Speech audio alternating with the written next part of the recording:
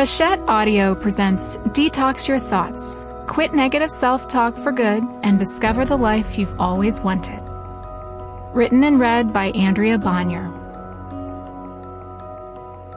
To Andy and our three, worth every bit of mental space and then some. And in memory of Brian Kinlan, forever bright. Introduction. Welcome. You are here, and that says a lot. I'm so glad you're listening to these words while wondering whether you'll get a seat on the subway. I really am. And if you're wondering or doubting at this early moment whether this has even the slightest chance of paying off, I want you to know there is hope. You've shown it already by being here. There's something in you that wants to change the way you think. And at least a part of you, even if that part is the size of a walnut, is ready to do something about it. You've most definitely come to the right place.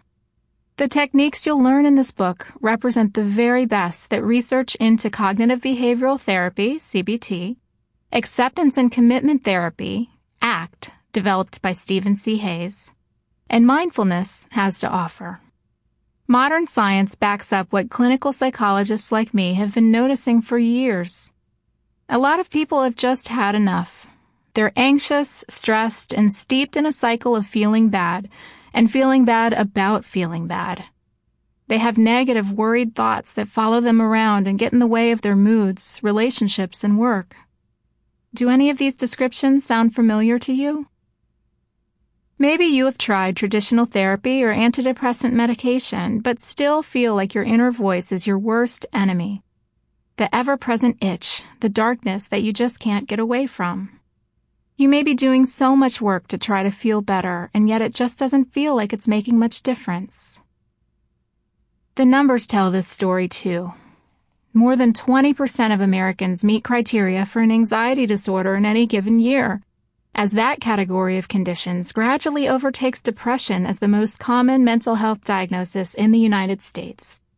Depression still remains heavily prevalent, with around 20% of the population suffering at some point in their lives.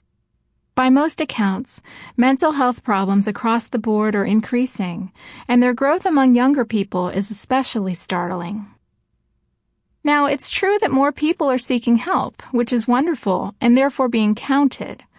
But that doesn't come close to explaining the whole increase. The World Happiness Report and the General Social Survey both show significant recent declines in overall happiness in the United States, even with economic. Sample complete. Ready to continue?